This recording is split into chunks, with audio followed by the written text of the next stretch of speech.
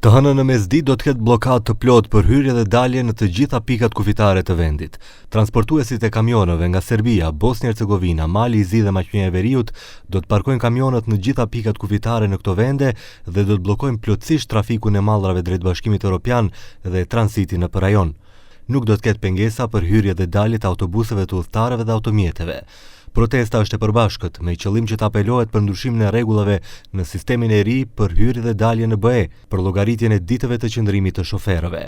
Ata thonë se kjo do të bllokojë dhe shtrejtojë transportin e mallrave dhe do të shkatrojë ekonominë e Ballkanit Perëndimor. Засторот, односно падот на целокупната економија на регионот, не само во Македонија, на регионот од Западен Балкан ќе биде страшен, бидејќи ќе мора да се ангажираат странски превозници, кои што ретко доаѓаат на овие делови на Западен Балкан, меѓутоа цените за превозот ќе бидат 3 до 4 пати повисоки отколку што сега се превезува.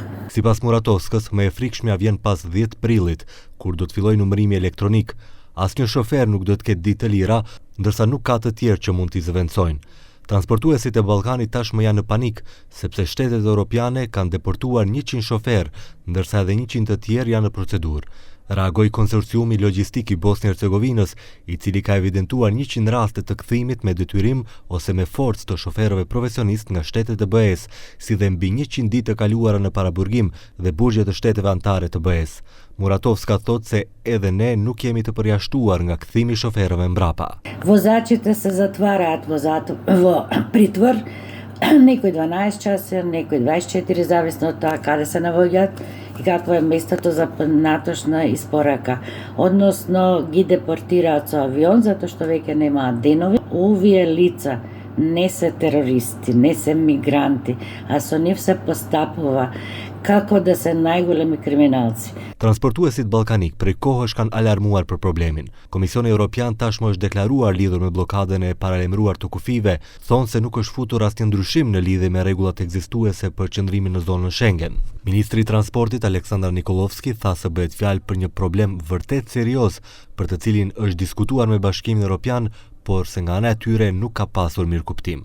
Формалниот одговор кој што пред некој ден го даде и портпаролот на Европската комисија, со кој што не се слагам, е дека нема разлика помеѓу она што до сега биле правила и новите правила, затоа што според него и според досегашните правила еден патник може да остане до 90 дена во рамки на 180 дена во Шенген зоните и дека истото останува и сега. Формално тоа е точно, практично не е точно. Од причина што prevoznicите не се туристи.